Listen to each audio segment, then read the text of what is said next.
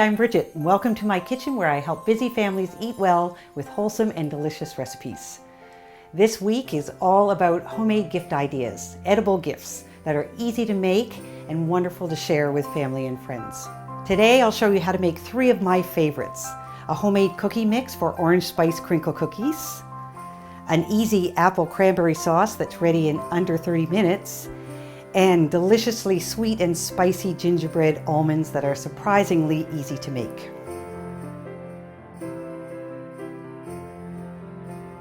Our first edible gift is a homemade cookie mix. The mix includes the dry ingredients for an orange spice crackle cookie. This is a classic ginger cookie with a delightful orange twist. We'll start with 1 cup packed of dark brown sugar. You put that in the bottom of the bottle, and once we get it in the bottle, we're going to pack it down because we'll need room for all of the flour.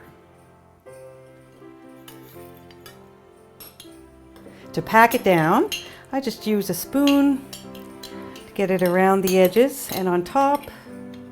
If you use a wide mouth jar, it'll be easier to fit maybe a wooden spoon in or something else, but this will work to pack it down just enough to be able to fit the remaining ingredients. Next, we'll measure 3 cups of flour into a mixing bowl.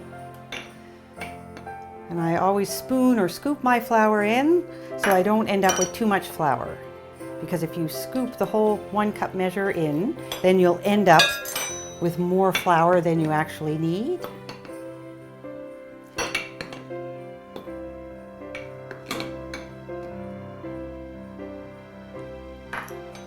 You can level your measuring cup with the edge of a knife so you have an exact amount.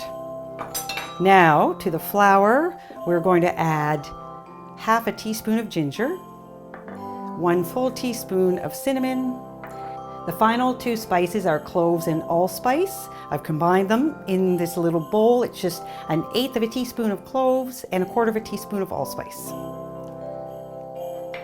To that, we will add 1.5 teaspoons of baking soda. And the final ingredient for the dry mix is the zest of an orange, or about a tablespoon of orange zest. Before you zest your orange, give it a good scrub and dry it well, and then you can zest it either with a rasp or with the small side of a box grater.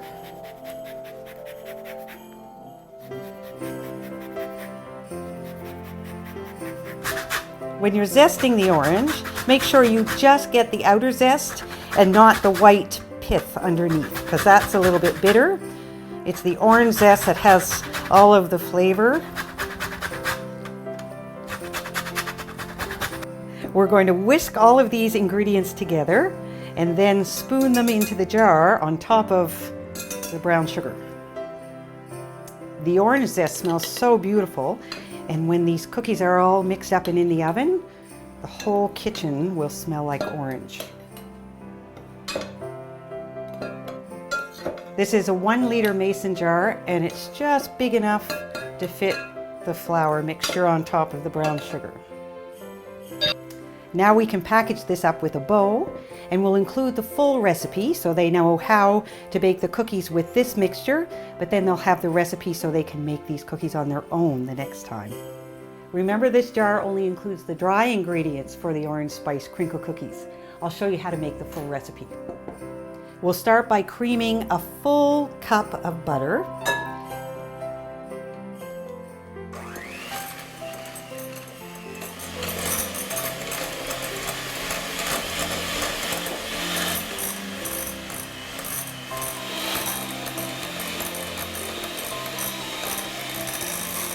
Once the butter is creamed, we're going to add half a cup of molasses, an egg that is also room temperature, and a teaspoon of vanilla.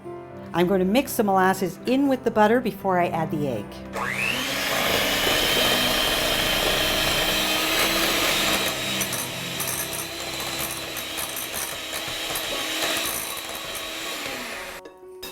A room temperature egg will give your cookies more lift. And if your egg is cold, you can just put it in a bowl of warm water for 5 minutes or so, and it'll come to room temperature.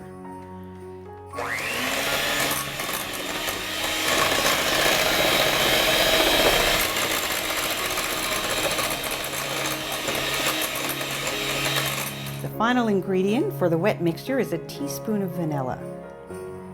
The mixture is looking a little curdled because of the molasses in the egg, but don't worry, once we add the flour mixture, everything will come together.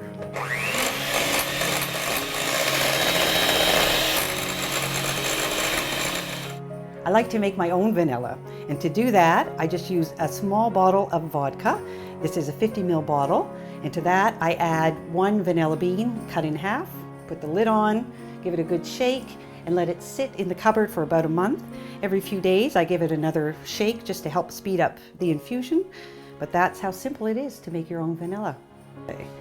The final step in our cookie recipe is just to add everything from our jar to the bowl and give it a good mix.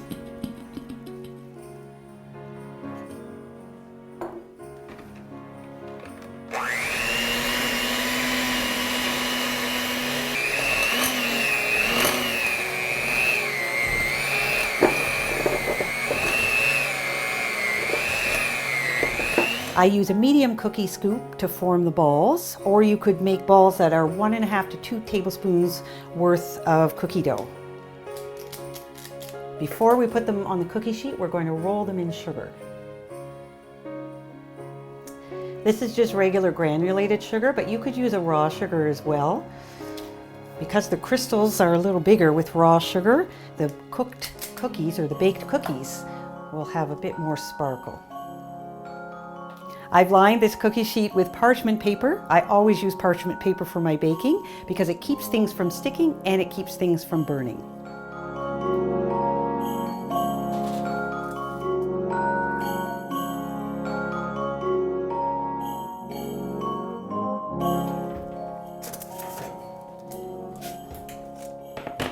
Our orange spice crinkle cookies are ready, and I can tell that they're ready because the tops are set. Our second edible gift is an apple cranberry sauce. Think classic cranberry sauce with an apple twist. This easy recipe takes under half an hour to make. We'll start by putting our pound of cranberries in a pot. To that, I'm going to add 1.5 cups of white sugar, 1/2 cup of molasses,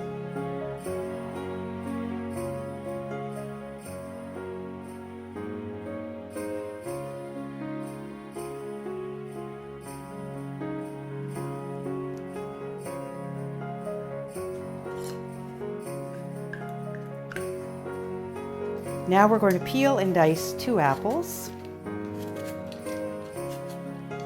I like to peel my apples with a vegetable peeler because it's quick and I get only the skin. I don't end up losing a lot of the flesh.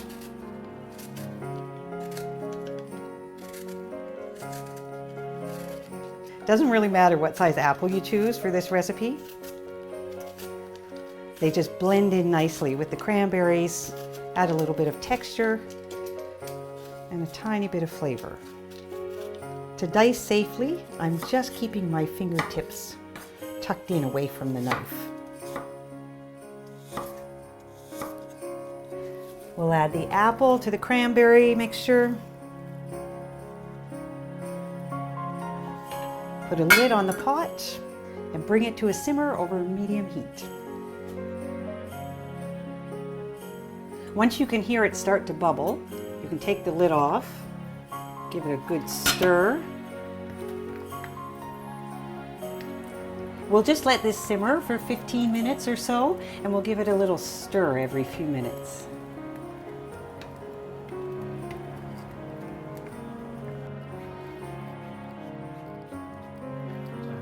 Our sauce has been simmering for about 25 minutes now.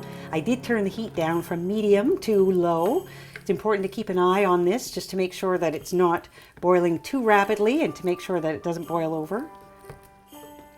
But everything has softened nicely, so I'm going to remove it from the heat, let it cool a little bit, and then I'll put it into jars. Now that our cranberry sauce has cooled a little bit, I'm going to put it into jars.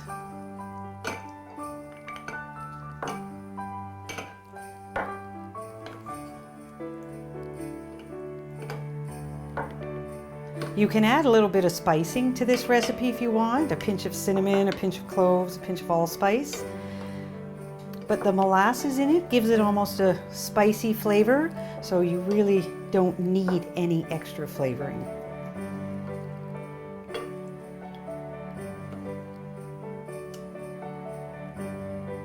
This cranberry sauce will last in the fridge for at least a couple of weeks. You can use fresh or frozen cranberries for this sauce.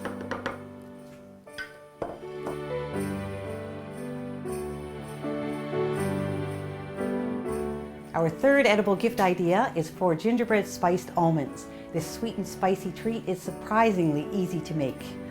They make a great hostess gift, and they're delicious served with drinks when you have family and friends over. To make our gingerbread spiced almonds, we're going to start by combining butter, sugar, and spices in a heavy bottomed pot. We have a tablespoon of butter, 2 tablespoons of molasses,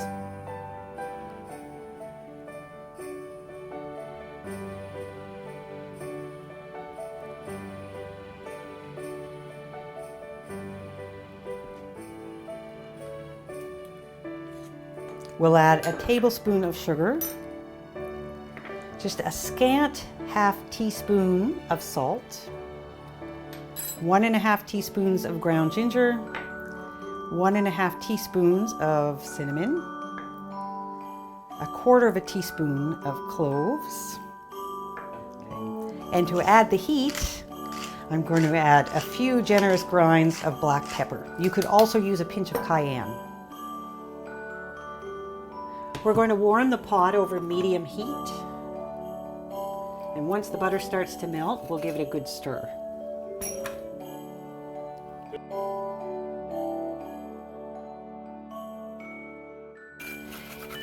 Now that the mixture is bubbling and the sugar is no longer gritty, I'm going to add 2 cups of raw almonds.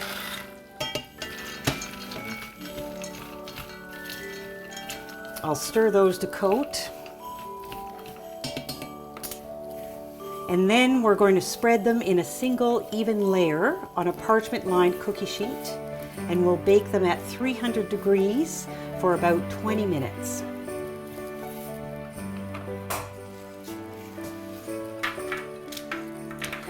It's important to use raw nuts for this because they're going to cook for about 20 minutes. So if you chose toasted nuts, they would end up getting overcooked while they're in the oven. Now I use almonds for this recipe, but you could also use walnuts, or you could use pecans, or really any favorite nut.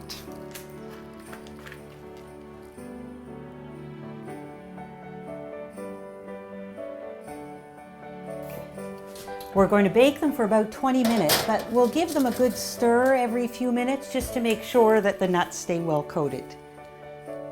These have been in for a few minutes, so I'm just going to give them a little bit of a stir. I want them to cook evenly.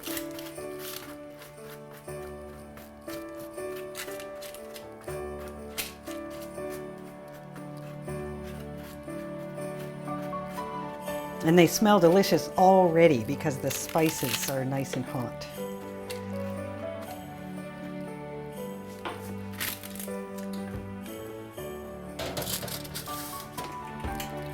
We've just left them in for a few more minutes.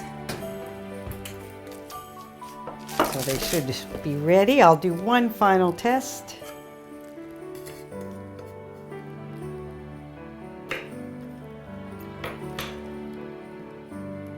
And a little taste. And they are done. Sweet, spicy, have a nice texture. Delicious. So our almonds have cooled, and now we're going to break them into pieces and package them up in a jar.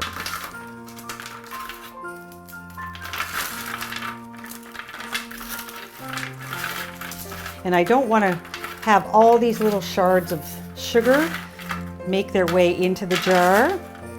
So I'm actually going to do a two-step process.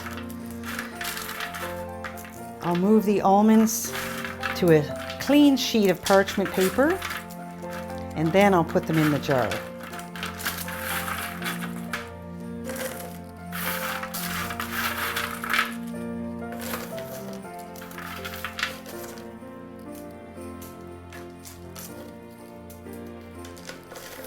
I like to package almonds in a glass jar because they're so beautiful. They're shining, they have a nice sheen to them, and that shows through the glass jar.